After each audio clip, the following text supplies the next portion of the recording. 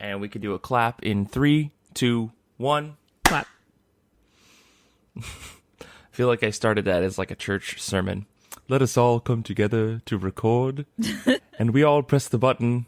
And on the count of 3, we clap for our Lord, Xander Christ. My dad, we'd always have salads with dinners, like when I was growing up, and he'd always go, "Let us eat lettuce." And it, for like a decade, almost every night, and it never stopped cracking him up. You know, your dad has a good sense of humor, I think. It's a very dad joke, yeah. Yeah. Okay, let us take a couple seconds. Sorry, now it's in my head. Let's take a couple seconds and we can get going. Oh, brother.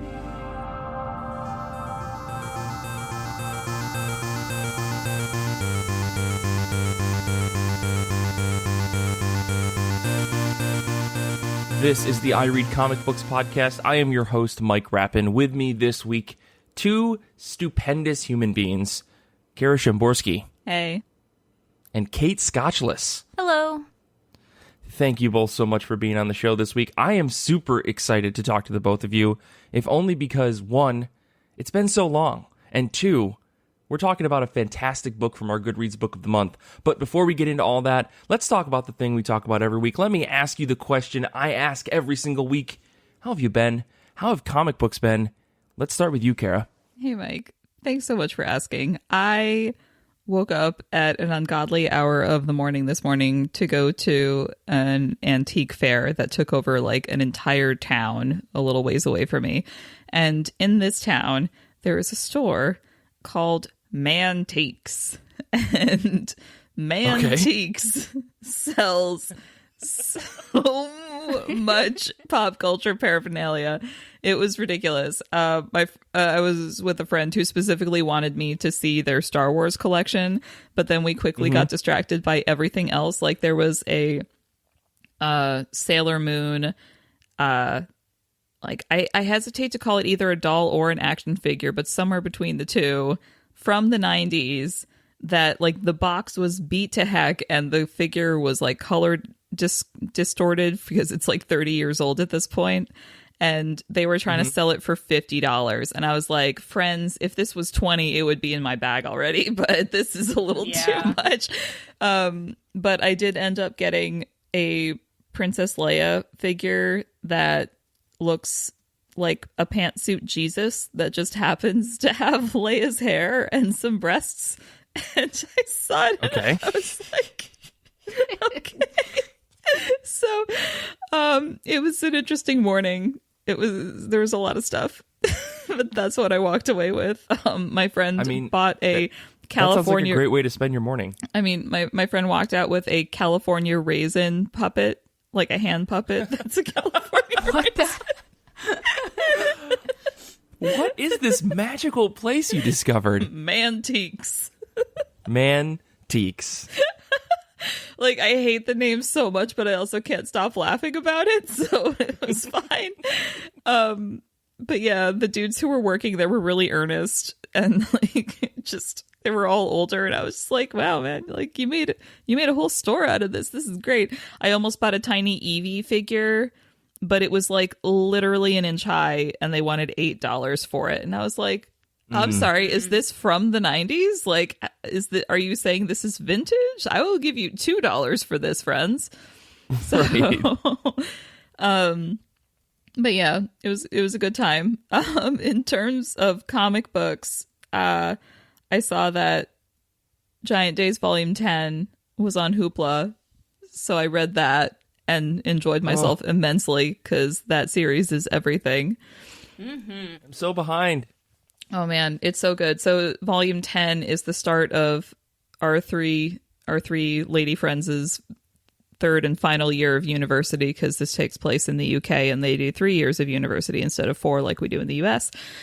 And the part that resonated with me the most is the part where they go to the career fair that their school is hosting so they can see what they want to do with their lives after college is over, which is super crucial because Daisy is an archaeology major and Esther is an English major. So they're like, well, 20% of us already are going to go into like retail and working at bars. So let's just get this over with. But then like everyone wants to hire Daisy because she's so organized and she can't deal with the pressure. So she gets Susan to be her secretary and like field the calls from all the people who want to work for her. I love it. So Susan's like negotiating for her starting salary, and the highest one she gets is from like a drone warfare company. And Daisy's like, absolutely not. But they had a really, like, one of the things that I like about Giant Days is the writer always manages to find a way to like use the banter between the girls to say something actually really insightful about the world that we're living in. So as part of this career fair thing, they go off on this rant about how it's like, why are we even doing this like capitalist nonsense in medieval times? Do you think the blacksmith spent like 9 to 5 working on blacksmithery? No, he'd spend like 3 hours doing the thing he needed to do that day and then go do whatever. Like, why aren't we still doing that? And I was like, why aren't we still doing that? What is this? So that hits so close to home. I was at a get together 2 days ago, and it gets to be like 8 p.m. and everyone's like, yeah, I gotta go home to like log back in to go do more work. And I'm like, oh, why is this the world we live in? Yeah. What the fuck? I read an article. Gross. I know.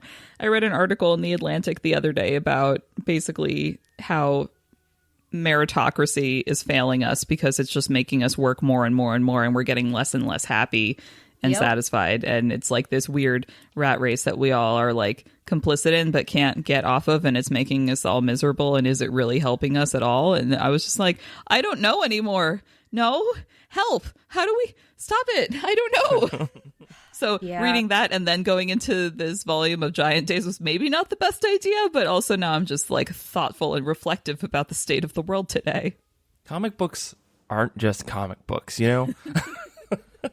I also read a really deep book this week. Please ask me about it right after that discussion of our current political and economic status, because it's gonna really line up well, I think. Bob's Burgers Volume 1. Yes, I love that thing. Yes, I love it. I love it. Okay, fantastic show.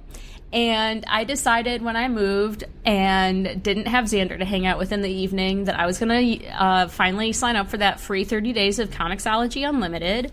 Silly me thought I'd have some free time to read comics, which it turns out moving takes way more time than one would anticipate. And also, I've had to work remotely, so it's just... But whatever. Anyway, I read this, and... if you want something to turn off your brain to, boy, have I got the book for you. This is the one from Dynamite in 2015 that's just Bob's Burgers Volume 1. I think there's other Bob's Burgers Volume 1s, but then they have names after, like titles after them, which, comics numbering is always delightfully confusing. But there's 5 writers listed and 10 artists listed, so I'm not going to go through it all of them, because what it is they're in canon stories created by the TV show's producers, writers, and animators. So it's just the normal team. They just made comics instead of the show, and then it's overseen by this series creator, Lauren Bouchard. Is that how we pronounce that? I don't know. Let's go with that. Yeah. So is it as good as the show? Nah, but it's still fun. Especially because each little thing is through a different character's perspective, one of the different kids. And so there's the Tina-focused one are Tina's erotic friend fiction. And the Louise ones are all mysteries, and I forget what they're called. And then the Gene ones are all musicals that he writes about him and his, little farting keyboard. And so they're quirky and fun, and each story, and there's 2 stories per issue because these are very short little things. Each one has at least one good laugh in it. So if you're looking for cotton candy in your free time, they're maybe a palate cleanser between books that make you think. then this is the one for you. Like, if you're a fan of the show. I don't know that I would recommend buying it for more than a couple bucks. So interesting. But it also, I think, regularly isn't very much money on Comixology. It's definitely less than 10 showing up for me, but I also have some discounts applied right now because of still being that unlimited discount thing. So it says the normal price is $10.99 for like 150 pages of comics. So I have to say, like, I read this series when it was coming out because that's when I was just getting into watching Bob's Burgers, and I still giggle if I think about because, like you said, it's mostly vignettes of the 3 different kids, but there are like 1-page gags for Linda and Bob, and I want to be Linda when I grow up. And there's this one-page gag where I think it's like she's writing a list, and hers like, are all letters. Right. Like, this is one where she was just like, it becomes apparent as you're reading through the list that she was getting drunker and drunker on wine, and there's like wine stains on it all over the place. And I forget the exact gag, but just I remember it made me so cheerful when I read it that even just like thinking about that wine stained page, I'm like, thank you just for this. There's a 1-page gag of Bob that because all his are instead of letters, his are all recipes for different burgers, and he has a list of burger like brainstorming ideas for biblical themed burgers, and they are very good. I wish I had it in front of me, but honestly, it's you got to read it for yourself. It'll be much funnier if you see it than listening to me talk about it. So I won't spoil it. But yeah, it has been fun. And would I go out and buy this now to have on my shelf forever? Like I want to go do with Heathen now that I've read it digitally?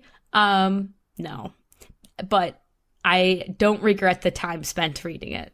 So that's where I'm at with that. Yeah. If you do it in like a movie rating scale, it's like, do you go to the movies to see this? Do you rent it, or do you actually, buy the DVD? Yeah. I mean, this is probably more of a good rent Netflix watch kind of thing. Yeah. Exactly. Well, Mike, how about you? What do you read? Yeah, for me this week, I was traveling. I was in Seattle, so I pretty much just like shirked all of my responsibilities for a week, which is kind of weird because I was like in a different time zone. Therefore, my brain wasn't functioning. Yeah. It wasn't in like my normal habit of doing things. So like emails went out late, things on Patreon went out late. Like I totally just goofed, scheduled things for the wrong time. So all of our tweets went out at a weird time. It was a whole thing. So now I'm back in it. I did manage to sit down and read some comics. I finally read Kid Gloves by Lucy Knisley, and I don't want to talk about it because I cried like a baby reading that book. It absolutely wrecked me out of fear for a human person's life. That's all I'll say. You should read it. It's a very good read, but man, it'll bust you right up. Secondary, though, I did read a very fun, happy-go-lucky book named Witch Hat Atelier. This is volume 2 of the series by Kamomi Shirahama. This is a very, very gorgeous fantasy book about our main character, Coco, who wants to be a witch, even though she's just a regular person and she shouldn't have magic and shouldn't be able to cast spells. But it turns out that in this world of Witch Hat Atelier, you don't need to have anything about you to cast spells. You just need to know the secrets of magic, which is how to draw them, how to push your will into them. And it's essentially drawing pictures with circles, and as soon as you close a circle, a spell is cast. It doesn't require really anything else. And this is the secret that Coco discovers in Volume 1. And in Volume 2, there's a bit of a... I don't want to spoil anything that happens in Volume 1, but the main character, Coco, and some of the other witches in training find themselves in a very precarious situation inside of a maze that they didn't know they got into. They using some very clever spellcraft and Coco's ability to kind of just think of a plan on the spot, they managed to get out of this situation, and on top of that, they build into the lore of this world, but as some of the other side characters reveal things that we didn't know from the previous volume. I cannot recommend this manga enough if you're looking for something that is not just going to be, characters fighting each other and trying to up their power levels. This is a very nice, wholesome, cute, good-natured manga that's just all about people coming together and helping each other for the sake of helping each other. I I don't know. This is from Kodansha Comics. I really recommend it if you want just a really cool fantasy book. So I love that. I cannot wait for the next volume. It comes out so slowly because this book is actually being released, I think, almost in parallel with the Japanese copies of it. So I think the US is like one volume behind, and getting it to the US is a whole thing. So I think the next volume comes out at the end of this month, and they're like on a every other month type of release schedule. So I can't wait for volume 3. It's so good. The magic system is so fantastic. I think like if you're into fantasy novels like your Brandon Sandersons or the guy that wrote Name in the Wind, whose name I can't think of, like books that have a very detailed, well-crafted magic system, I think this manga will work for you because there is like a logic behind all of the choices and everything that is done with magic in this book, and it's so impressive. And for those of you out there who may recognize this name, Kamomi Shirahama, they used to do covers for DC for a while, and then they went back to Japan, and now they're making their own manga. But yeah, this book is fantastic. So if you get a chance, I highly recommend it. Highly, highly recommend it. It's one of my top books right now, next to Delicious in Dungeon. Man, that's me. I never get interested in manga, and you sold me on that. I'm adding Okay, it to my shopping list right now. Yeah. You know, Yeah, I was if at you can, Goodwill the other day. Get it from the library. I was at Goodwill. I checked. Oh, no. Oh, no. I was at Goodwill the other day because moving, and they had a whole shelf of different mangas that someone had clearly donated, you know, their box of them, and I almost grabbed some, but then I'm like, no. After just moving all my books and comics, which is what makes you acutely aware of the fact that you never get rid of singles, like ever, even if you didn't like them, you just stick them in that short box and don't think about it. I was like, I can't buy more comics. I can't do it. So I really do need to prune my stuff more, but it's so hard. It's so painful. Hard, but it's worth it. I did that a couple years ago with my long boxes, and I consolidated everything that I really wanted to keep into like 2-3 short boxes. And it's mostly stuff where I was like, okay, did I really have an emotional attachment with this series? Yeah. Does it come in a trade that I would rather have? Can I get it from the library? Because there's some just stuff that I liked that for whatever reason enough people didn't like where they didn't make it a book. So stuff like that I tend to hold on to longer. Right. Yeah, I think so. I don't actually have in terms of comics, what is more crippling is my trade collection than my singles. Because I tend to trade weight like most Image books, and I read a lot of Image. So I have so many, and I got rid of a lot. And I even got rid of some that I sold them to a used bookstore. So there were things like Civil War. Like, is it a good comic? Yeah. Am I gonna reread it? And if I am, do I have to reread my own copy? No. Nah. So I dumped a lot of I got rid of my Watchmen paperback because I'm like, I will be able to find that anywhere, and am I going to reread it? I still have mine of that, but that's one of the ones I've been eyeballing as a likely, for the exact same reason. It's very easy to find. So elsewhere. ubiquitous. Yeah.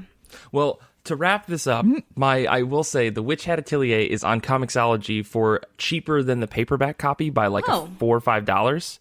So I will recommend if you're not looking to take up space, and manga can be a lot. There can be a lot of manga, especially for some given series. So I would say pick this up on Comixology. It's cheap. It's like $10 compared to the $13 trade. So save yourself a few dollars. That's the big selling point of digital for sure. Yeah. The thing about, and this is like a whole other discussion, like there have been like inklings of having just a very focused manga episode or miniseries maybe that we do. But the thing I really enjoy about Viz and Kodansha and some of the other manga publishers, Yen Press is also up there. When you're buying digital copies from Amazon or from Comixology, they're usually $2 to $3 cheaper than their paperback counterparts because they get it. Those publishers understand that like, if you're trying to sell in big volumes, you should discount it because there isn't really a physical price to these books. It's just distribution. So if you're trying to save a couple bucks, that'd be my recommendation. But we got to move on. let's talk about comics that are coming out in this upcoming week. August 28, 2019 is when comics are coming out. What are you both excited for this week? Let's start with you, Kate. When I moved all my books, and some of these books I've never read, I went, I don't need to get a library card.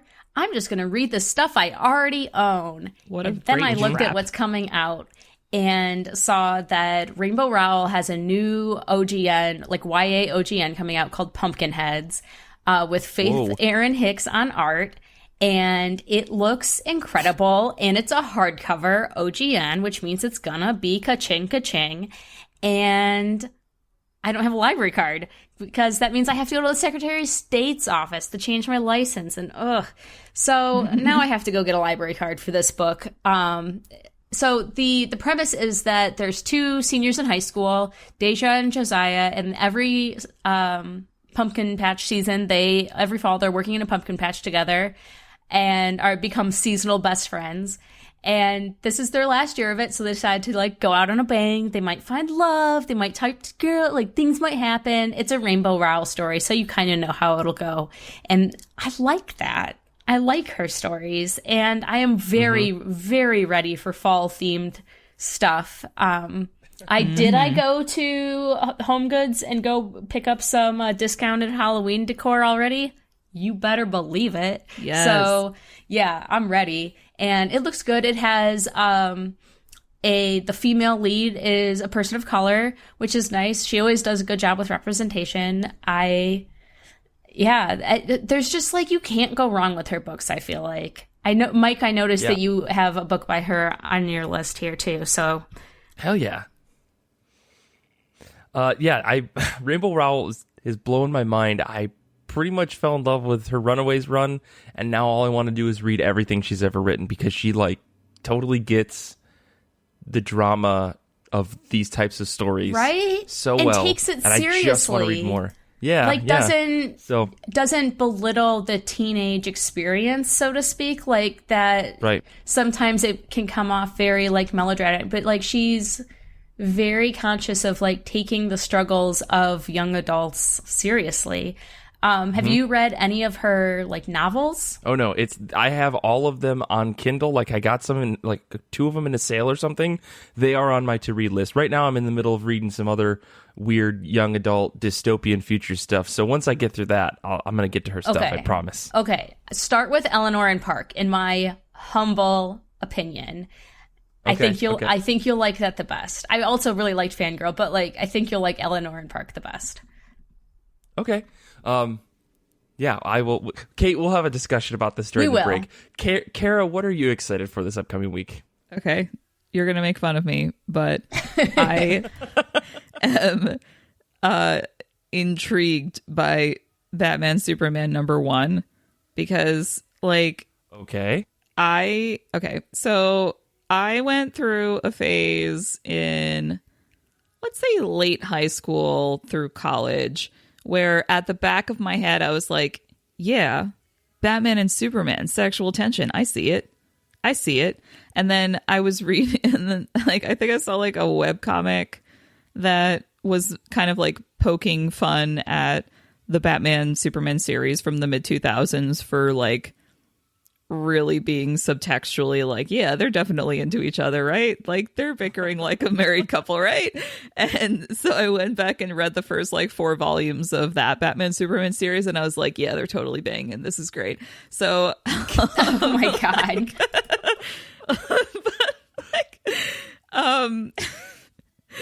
I'm just saying it could work. Well, basically it's fun to ship Batman with anyone because he's so broody and angsty, and you just really want him to work out that tension in a way that's not punching. So sex is an alternative, and that's why he features in so many fanfics.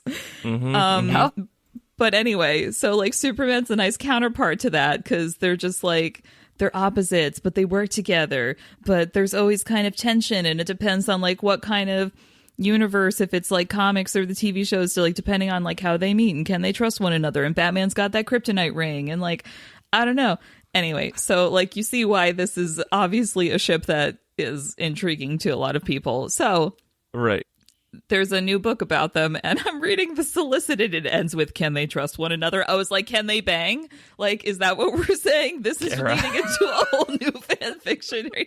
Like, I'm sorry, but that's all I think about when I see brother. this. I'm like, I don't even know really what's happening in the DC universe right now, but I saw Batman Superman. It said something like spinning out of the events of this new like Joker thing, and everything's dangerous, and they have to like fight with one another. I was like, oh my god, are they going to get like trapped in a closet together or like a safe, and they have to like hide, and their like bodies are pressed up real close against one another, and they have to be quiet so no one hears them, and then they like realize that like they're attracted to one another. I'm like, I realize that this is not what this book is going to be, but just the potential. Absolutely not. But the potential. And if this inspires people to start writing more Batman Superman fan fiction, will I fault them? No. Will I read it? Probably. So I'm just saying. So those of you out there who are writing Batman Superman fic, get at us. Anyway, we want to know. so here's that. Anyway, now you have my unfiltered thought process on my book of the week. Holy smokes, yeah, we do. This looks interesting. I mean, who's on this book? Is this the Frank Miller book? No, I don't think it is. I didn't know that that's where you were going to go with things Sorry. this week, Kara. I'm just going to say that. The creators credited are Joshua Williamson as the writer and David Marquez as the artist. Oh, that's a pretty solid combo. But yeah, this is spinning out of the Batman Who Laughs or whatever. I don't know. Batman fans, I don't know enough, guys. Yeah, None of us know enough. Yeah, no. We're just trying to Sorry. have fun over here. Sorry, I'm just. But let me just talk. saying. Let me talk about the comic that I'm excited for this week, which is Runaways number 24. This is Rainbow Rowell, Andre Genollet, and holy cow, what a pretty book. I think with the combination of Chris Anka that was starting this book, he's still doing covers, and Andre Genollet's art in this book now, we have one of the prettiest books on the shelves as far as superhero comics are concerned. I think the expression and the emotiveness of Genollet's art is really, really impressive. Rowell has done what I did not think was possible, which is somehow make the Runaways feel more angsty, more real, more like the characters that Brian K. Vaughan originally had started. And I'm not saying that it all depends on Brian K. Vaughan's writing, but this feels like a natural continuation. Like I don't know what if Vaughn like just brain dumped into Rainbow Rowell to make this work, or she just grasped the characters, and I think it's a lot more of the latter. I think she gets totally it. Yeah, she totally gets the characters, and I think this is exactly the type of genre fiction that she's used to writing, like angsty teens that are trying to figure things out, and they don't have all the answers, and she's managed to take all of the drama of being a teenager / young adult and mix it in with the superheroics and the history of these characters and make it all work really well. Like right now we're focusing on like humanizing Doombot, which is quite honestly something I didn't know I needed in my life, but the focus on Victor Mancha trying to help Doombot in this story is one that really just hits in a lot of spots, because I, 1, love the Runaways, 2, love Victor Mancha's whole story, 3, love Dr. Doom with stupid reverence, and this all just like mashes it all together in ways that I really, really like. So I can't wait for issue number 24. This is, if I'm being completely honest, it is the book that I read at whenever it comes out. It's the top of my pile every single time, even above X-Men sometimes. That's not a joke. Whoa. I read Runaways 23 before I read Hoxpox, any of that, whatever book came out that same week, because this series is that good. So yeah, Wow, I'm so actually excited. does say, like, jokes aside, says a lot. It truly does. I mean, but also I kind of got to get into like a different mindset when I'm reading these House of X and Powers of 10 books, because like I need a little sip of bourbon. I need to go get a cigar. I have to put my feet up in a certain way. Like I got to mentally prep for those books. There's a lot to take in. So it's a whole other situation. But anyways, we're going to take a break. And when we come back, we're going to talk about our Goodreads Book of the Month, which is Heathen Volume 1 by Natasha Altarisi. We'll be back in a second.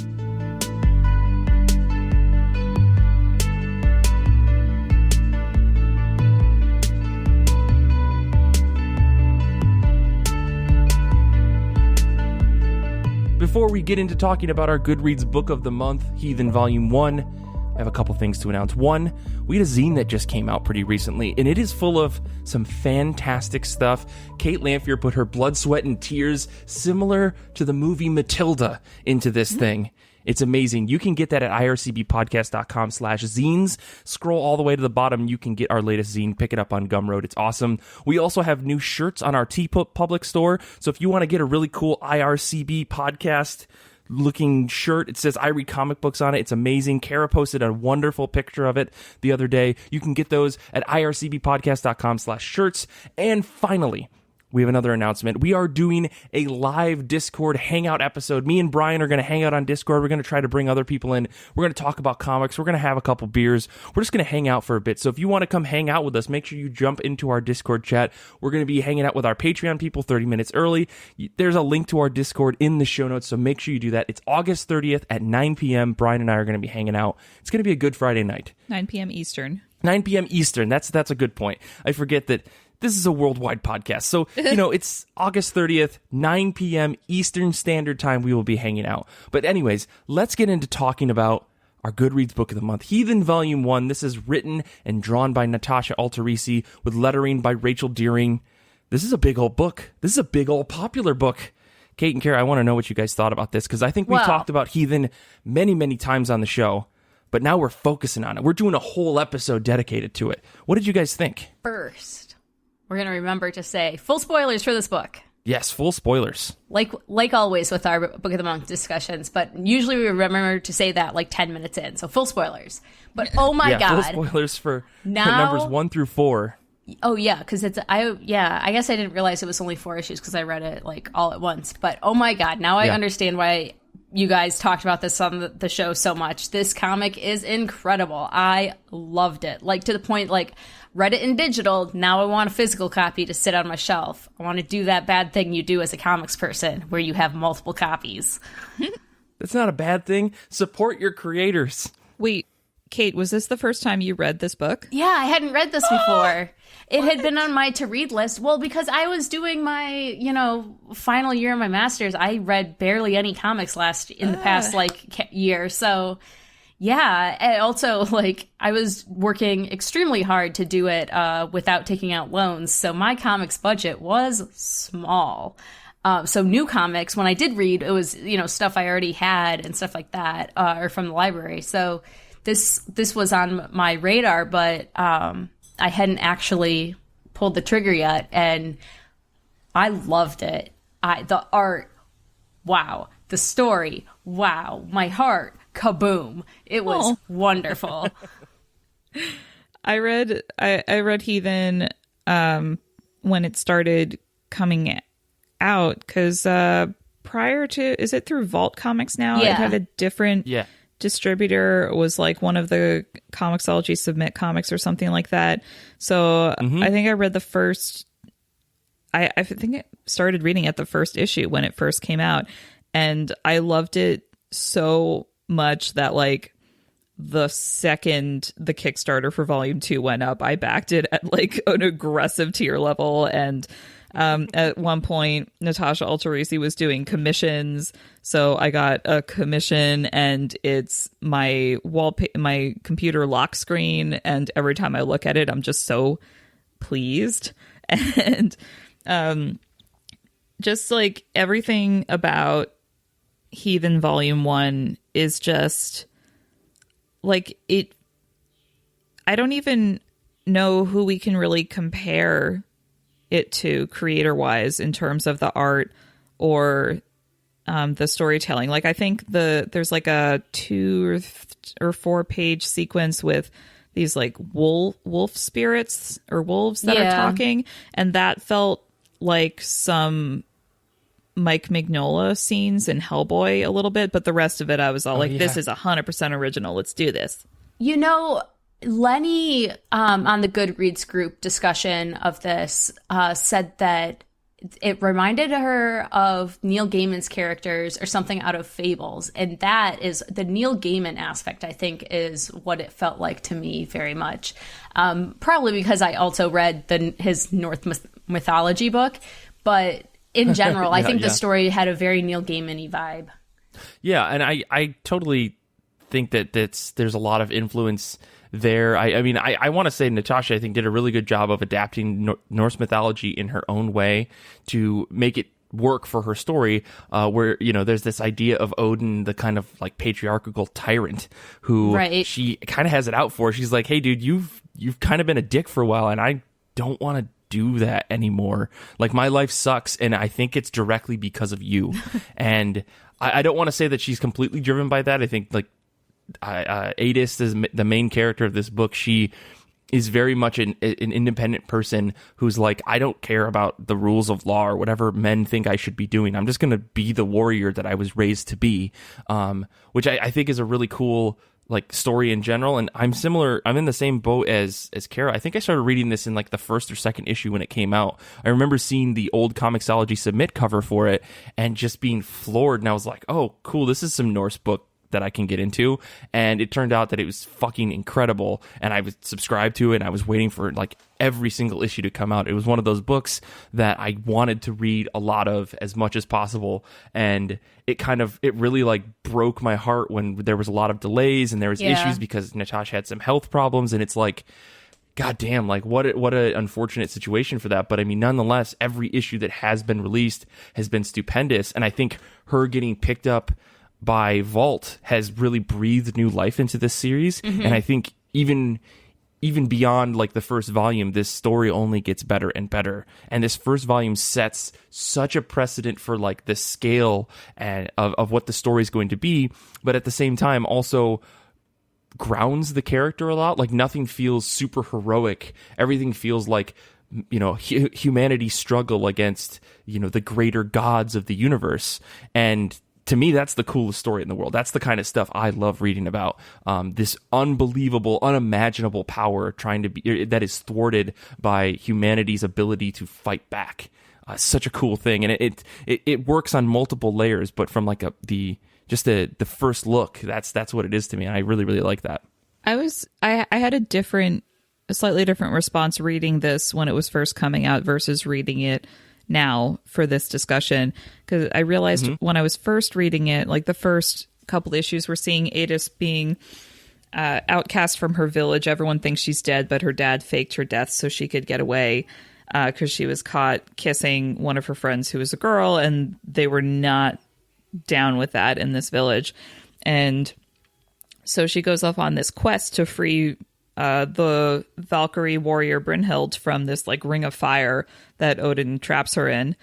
And at first, I realized when I was originally reading this story, I thought that like it was just going to be a subversion of the save the girl trope.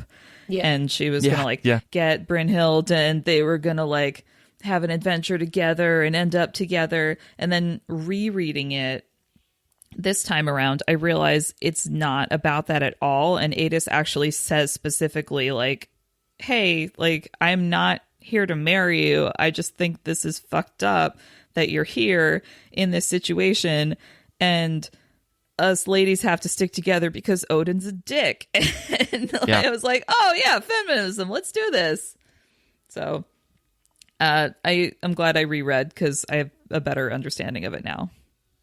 Yeah, I had the same reaction, I think this is my third reading of it, especially with the amount of time that I left between reads. I think there's a different scale to this story. Like, you'd think that it would all get wrapped up kind of in 4 issues, like, yep, the book's done, and if we can do more, we can. But I think with, you know, when Natasha was originally writing this, it was like, hey, I'm going to just publish this on my own and just keep pumping it out, whether or not people are buying it like in mass. I just want to make this book. Obviously, she wants to make money and she wants this to be like a profitable thing, but I don't think by any means she was trying to limit herself to say, we'll do one arc, and if the story keeps going, then it keeps going. But the end of issue 4 in this series is like, nah, son, you got to just read issue 5. Yep. There's not like a nice like cutoff that says the arc is over. Hell no, this book is way bigger than that, and the journey that, you know, Adis goes on is stupendous. But like, I remember rereading this this past week and seeing the end of issue 1 and issue 2 being like, oh no, there's not even like traditional comic book cliffhangers. Like, she meant for this to just be a story you kept reading, and I don't think that's bad. In fact, given the number of like number one issue cliffhangers that you get nowadays to hook you on the next thing. Right. You know, we've been reading Saga, and I realized that almost every issue has one of those cliffhangers. Yep. Reading something like Heathen that doesn't have a cliffhanger, but I know the story keeps going, is almost more compelling to me. And of course, I'm always going to flop back and forth on this. You know, I want a cliffhanger, but then I don't want a cliffhanger. But I think this was almost refreshing to come to something that wasn't a compelling story, but it didn't need the cliffhanger to keep me interested for issue number 2. And that's what I always feel like. Like, I had that same feeling that I get with Saga of wanting to instantly read the next issue, which I was in the position to be able to. So it was very, very readable as a trade, and that you just want to keep going. But it's because the story is so compelling versus needing some extra cliffhanger to get that feeling. So I appreciated that, because I think Saga doesn't really need them either. Like, it just has them. Yeah, but like you would want to keep reading very well. And so I like that it's like, no, we don't need it. I'm not going to force it. Have multiple storylines going here now of like the arc of, well, as Tom pointed out in the Goodreads group, Skull and Hattie have such Hattie? How do we pronounce that? I don't know. I think it's Hattie. Hattie, probably, yeah. They have a really interesting arc of their own, and for him, he was saying it upstaged the main character plot line, because he was more drawn to that line than to Adis's, and I can see it. It wasn't upstaging for me, but I can definitely see where that might be the one you're more into, depending on, you know, personal preference. Sure. Because the whole thing, so it's very like, very sweeping, it felt like to me, between the art being very open without like, you get that kind of Icelandic feel of the, you know what I mean? The whole book felt really I felt like I was shivering reading it. It's kind of barren. There's not a lot of detail in the backgrounds. They're like you were saying, you don't get a lot of resolution with each thing. You just have to keep reading. It's just kind of this, that fantasy story, you know, the journey where you just keep going. Mm-hmm. I love this as a comic, but as you were just describing this mood and atmosphere of it, I'm like so clearly visualizing this as HBO's next Game of Thrones. Oh, it could be. It'd be really good. Right. I'd love to see a Viking show that isn't just all about men slaughtering each other with axes. It's like, there were other things. Why am I even watching? Yeah, okay. What am I watching for, Kate? No, I think, you know, it's what's interesting about this. I think some folks brought this up on the Goodreads group, and we've had whole episodes dedicated this. You know, is Adis's outfit? She's wearing like almost like a chainmail bikini. But the thing I want to actually talk about is not necessarily her outfit, but her really super badass helmet that she wears. And I forgot. You know, I've been reading this book since it came out, but there's been so much time. The antler helmet. I forgot why she.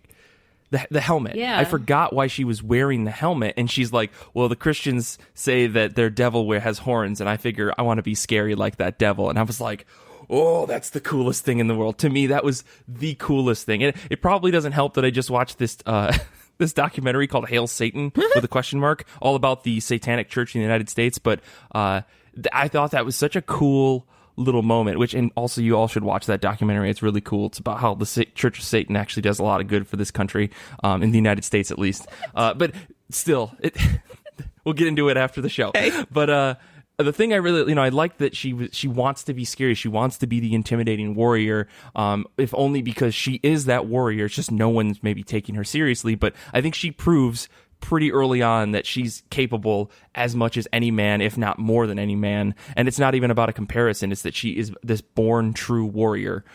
And I don't know, like she holds true to that character throughout the whole series in this whole volume. That's a very Batman move, that the becoming the thing that you fear. Mm-hmm. Yeah. Well, I don't think it's the thing she fears. I think she's like, oh, you guys find this scary? Dope. It looks pretty cool. Right. I like it. Oh, yeah, that's what I meant to say. Like, Batman's like, criminals are a cowardly and superstitious lot. I will frighten them. It's same thing, but arguably cooler.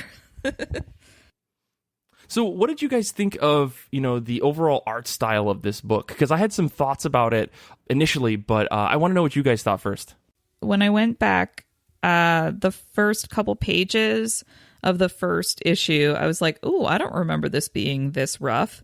But after I got like used to it after a page, I was like, "Oh no, this is what I remember." And I'm like so into the story and the fluidity of the character emotion. There was just like one moment where I think Adis is like drawing back a bow and arrow and her elbow's in the wrong place, and like that was just something that was off to me. But beside that, I almost immediately plunged into the story, and I think the kind of sketchiness of the art in places actually allowed for my brain to fill in the gaps of what was happening a little easier and make it read more like fluidity and motion as opposed to static standing shots. I definitely think the horses were actually drawn a lot better than the people. I like the style of the horses more than I like the style of the people. The horses drawn realistically in comics, artists struggle with a lot. Usually, you get interesting things happening to them in comics, and she does a fabulous job of having them at different angles, doing different motions, very good. And then they're actual draft horses, like they're the horses that Vikings would have run around on, which I thought was really nice. The much stockier horses. I mean, the colder the climate, the shorter and stockier horses tend to evolve. So in climates like that, like you don't get the horses that then you frequently see showing, like thoroughbreds aren't running around there, like they'd freeze to death. But so I really like that. Saga was my favorite part of this comic. He's beautiful. I love when he's like, "No kicking. I understand you, God." Like, come on, people. But I do just have fantasies with talking horses that are intelligent like animals. Like, gets me every time. That's just a big old check mark that I have in my brain. But yeah. A lot of people on the Goodreads group commented on the color palette used and if it worked or not for them. And what did you guys feel like about that? Well, I kind of touched on it, and I think Kara mentioned this as well. Everything felt kind of barren and cold. Like, to me, all of the white that was around was like a representation of just the snowy atmosphere. And I realized that that's like a lack of color, but I think that was used in a way to create an atmosphere. I thought so, too. And I really like, I think I agree with Kara. Like, I didn't remember it being so rough in the beginning, but I think even just in the first 4 issues, you can see Natasha's art, like her ability to draw everything, get better and better and better and better. For sure. And I think even Adis as a character becomes more defined as the issues go on. You start to see more of her face and you start to get this more consistent look of the character. And I think that's impressive. It's super great. But the roughness of the book didn't really throw me off. And I know some folks talked about the muted color palette. I think Lenny said, the muted color palette was kind of boring, but I thought that was like a good way to show the harshness of whatever Viking land they were in. And even when there was a lot of color, there wasn't a lot of color, you know? Like in the moment where Adis has to jump through the fire to get to Brynhild, there's not like this drastic red color like you would probably expect to see. It's like, no, this is holy fire. This is a different kind of fire. Yeah. And it's all supposed to be representative. And so there's a lot of heavy blacks and then everything else is really muted. But I think that's just the tone of the book.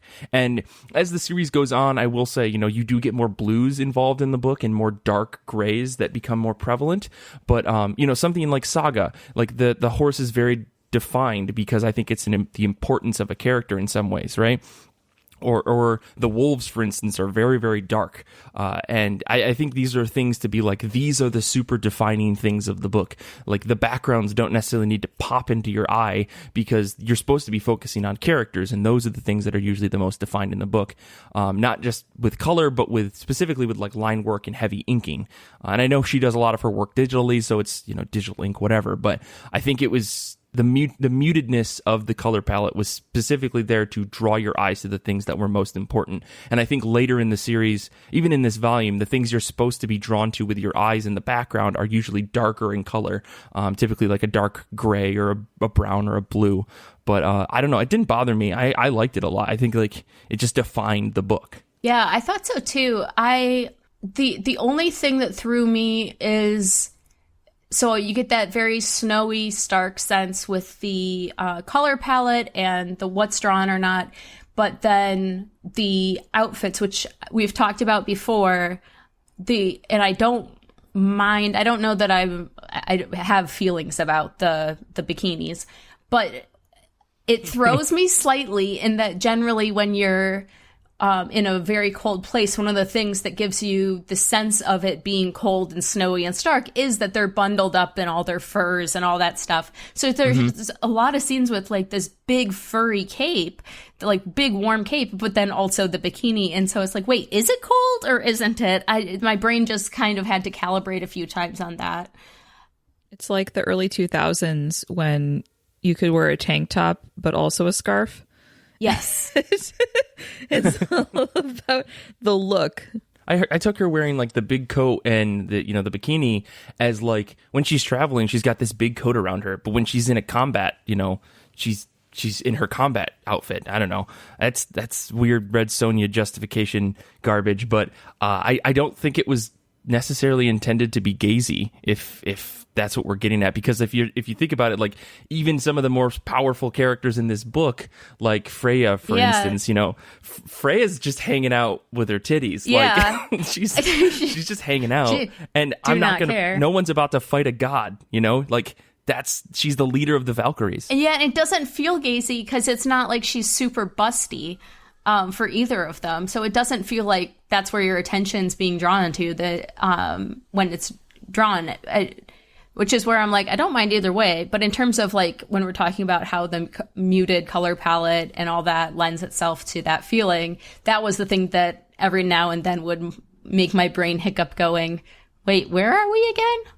So my kind of, like you said, like with the whole Red Sonja thing, like it is a outfit stereotype or trope to have like the barbarian woman not really wearing a lot of clothes. So my interpretation then for this book is that the creator made a conscious decision to be like, okay, we're going to do that, but I'm going to show you how to do it in a way that's not gross. Yeah. So I think agree. that was more like drawing on this visual expectation for this type of book and women in this type of book, and then subverting that by not making it be the in-your-face TNA focus. Absolutely. Right. And like Danny commented on the Goodreads forum that he enjoyed the framing of the Viking Norse mythology because it gives him something familiar as well as providing a new point of view with the author's narrative. And I think that goes to that same point where it's like she took this very standard setting for, the barbarian woman and stuff, and then just spun it.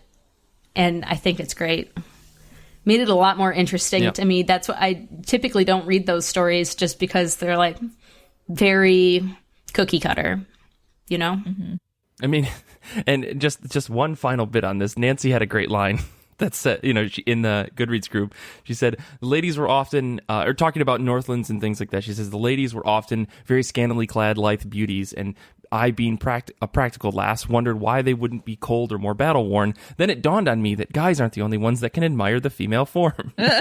Like, because I mean, you think about it, like this is your queer Viking story. Like, this isn't just written for straight white dudes like me. This is written for a lot of people, and if you're going to take it that route, it's like there aren't, I'm not the only person that's reading this type of book, or my demographic isn't the only type of person reading this book. And I think, like, on the whole, there, like Kara pointed out, there isn't even the focus on TNA in this book. It's just there as part of the characters are. It's not necessarily focused on like you would maybe see in like superhero books or old Red Sonja books and Vampirella and things like that, where you get close-up shots of someone's bust, or weird shots from behind someone's hip showing 3/4 of the panel is just their butt. Like, we don't have that in this book. Like, Natasha isn't trying to make that the focus of the character on the page. So yeah, it's whatever. Again, we've got whole episodes. We've got 2 whole episodes talking about this. Go find them. Episode 119, I think. And then we had a whole interview with Natasha that we did on the show a little while back. This is not an interview. But beyond the character designs, what did you guys think of, like, are you going to keep reading this story? I think it's an obvious yes, but I guess what's drawing you to continue reading the rest of this series? Well, and so that's what my first question was. Have either of you read past the volume 1 point? I am Oh, yeah. I am waiting for volume 2 to be completed so I could just read it all in one go. And on rereading it, I realized, like, you know, I have always liked the main character of Adis, but on this reread, I really, really liked Brynhild and Sigurd's little side plot that's going to be developing into something else. Like I'm not super familiar with Norse mythology, but in this story, I warmed to both Brynhild and Sigurd almost immediately. So I think that's just really excellent character work done on the part of Natasha Altarisi to be able to draw the reader in almost immediately to be like, okay, even if you don't know the backstory of these characters, you know right away who they are, like, as people, and you're already rooting for them and you want them to be together and and get their own way. And I really was surprised almost by how quickly I attached to those characters. Yeah, I've been reading this like religiously almost since it came out, as well as beyond the issues that were just published on Comixology Submit.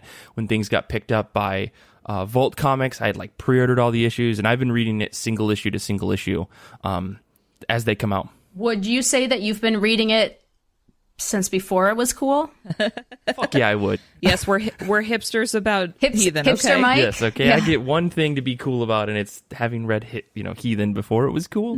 I don't know. I think there was. It's weird, and this is maybe me looking at things with like some hindsight bias or whatever. But I feel like when this book dropped, it was a big deal.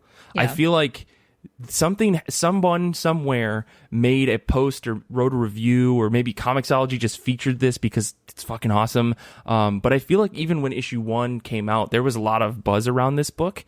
And then when Vault picked it up, there was even more buzz around it because it wasn't just Natasha putting it together herself. And I think she was working with a smaller publisher actually before that. But working with Vault and getting the press that Vault likes to do for all their books meant like an even bigger push. And so many people who are getting into comics, I think, pick this volume up. And a lot of really good comic book shops and other people push this book a lot. It's like, hey, if you're looking for something that's, Vikings and it's queer and it also features people of color and all this stuff, this is the book that checks a lot of those boxes, and it's super solid. Now, it's been slow going for a bit because, like I said, Natasha had some health issues, and like the book kind of slowed down and took a big break even after it came to Vault. But now they have a new artist on the book. So Natasha's going to be doing the writing, and this other person whose name I don't have off the top of my head will be doing the art for it. And I've seen the latest issue that features her art, and it's in the same vein. It feels natural. It doesn't feel like a massive shift. I think this new artist is really trying to adapt her style. She used to do work on the Tomb Raider series, so I don't know if anybody read the Tomb Raider comics, but she was like the key artist for that book for a while. Okay. And I think knowing how the Tomb Raider series worked, and I think those books were actually pretty well done. Her art style is fantastic for those. It like is a natural fit for her to come on board for the rest of Heathen. And I think that they're going to be working together until this story concludes, which I think is at issue 24. I think Natasha said that there is an end to this book, but don't quote me on that. I think there's a Patreon post or something like that from her about it. Man, I think I'm definitely going to trade weight with any. That gets into the same reason I trade weight Image books, because the printing schedule throws me off, and I completely understand and appreciate. I mean, God, health issues are such a mood, but yeah. I like with this type of story to be able to sit and read it in one go. And I find myself, even when I'm pulling the singles, that I, like Kara was saying, end up holding off on reading them until I can read a bunch at once. So I think my master plan is going to be to pick up volume 2 when it comes out and get it in physical, and that will be my excuse to, you can't just have volume 2 in physical, you have to have volume 1 then in physical. So then I'll have to buy it. Oh no. Maybe I'll start having like a policy where for every comic I bring in, 2 have to go out. That'll be that'll be my incentive. Ooh, that sounds real scary. Real harsh. I was talking to my new boss, my lab PI, and about the book issue, and it's like, you got to do the Marie Kondo thing. Have you seen that show? You should watch that show. And I'm like, yeah, but then you pick it up and you're like, does this bring me joy? Yeah. Like, yeah, but that's the point. All of them The bring Marie me joy. It's not about minimalism. It's about editing your life. So if all of your comics bring you joy, that is okay. True. So, yeah, I guess, everyone should read this book, I guess. So, sorry, I misspoke. I saw preview pages for this book with the new artist. I have issue number 8 features Natasha's art, but I think this new artist is starting on the next arc, which is issue number 9, because volume 2 contains issues 5 through 8. Number 8 just came out on July 31st, and I still cannot find the name of this artist. It is killing me. I promise I will find it and put it in the show notes. I'm so sorry. But I'm so glad that we picked this for Goodreads. This is, I think, 1, a long time coming, and 2, like, it's just a stupendous comic book to read and discuss. And it seems like a lot of people enjoyed it, and there was a big discussion about it on the Goodreads group. Overall, solid pick, everybody. So good job, Goodreads folks out there. We appreciate you. You guys did well. You voted on a solid book. Woo. I was hoping so hard that this was going to be the winner. You always have your favorite horse in the race for those polls, and I was very happy when this one won. Same. I guess, well then, do you guys have any final thoughts about Heathen before we wrap things up? Go read it's it. Wonderful. Yeah. It's great. Please read it. Please support the creator. Yes. Well, cool. Then, let's wrap this episode up. Don't forget to grab a zine. Don't forget to grab a t-shirt. Don't forget to hang out with us on August 30. We got all that stuff coming up. But you can follow us all on Twitter. You can follow Kara at Kara S. Sam. You can follow me at Mike Rappin. And you can follow the show at IRCB Podcast, where we post things. I retweet things all the time that I think people should check out. Kickstarters and news articles and goofs and gaffs about comic books. And we also have an Instagram where I try to post regularly when I'm not shirking all responsibility. You can subscribe to our Patreon at patreon.com/IRCB podcast. Because without your support, this show wouldn't survive. Join us now for access to exclusive audio and articles, early access to top of my pile posts, and more. And our Goodreads group, which you know of because this whole episode is about our Goodreads group, is a lovely community of comic friends, and we have a weekly thread. Check it out at ircbpodcast.com/Goodreads. You can also find us at ircbpodcast.com with the pronunciation guide and merch. Please remember to rate and review our show, and we'll read your review on an episode of the show. We have over 200 episodes. We should have 200 reviews, says Mike. Says me. Email the show. Here. Email the show with what you've been reading, recipes, corrections, and all that. Mike's lonely, loves hearing from you on his travels. ircbpodcast@gmail.com. Infinity Shred is the best band in the universe. They just had a new album come out, and you guys, it is so good. Whoop, whoop. They do the music for our show, and we cannot thank them enough for letting us use their music. Xander is a true wizard, a great friend, and a guy that gives really good hugs. Next time you see him, give him a hug. He also edits the show. He's fantastic. I want to say thank you to Kara and Kate for being on the episode. Thank you to all the Goodreads folks out there. Thank you to all the people who have been hanging out with us on Discord while we play video games or just hang out and chat every once in a while when I have time and I jump on. You guys are amazing. Thank you to everybody who's subscribed and rated and reviewed and done all the amazing things for the show. You guys are amazing. So until next time, comic books are good, and so are you.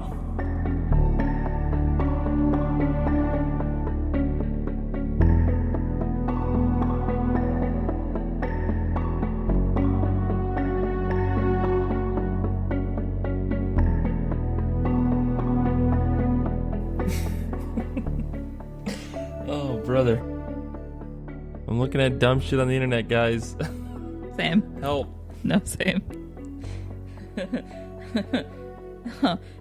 For example, if you're driving a Tesla and it gets stolen, is it now an Edison?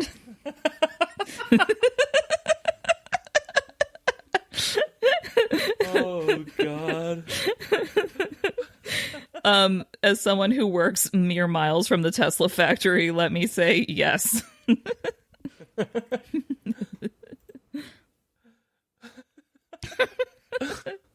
There's a thing I saw from a screen cap from Tumblr, and it says, my favorite part of Rocket Man, like the Elton John movie, was during the quiet emotional parts when Elton was at his lowest and you could hear Godzilla scream from the theater next door.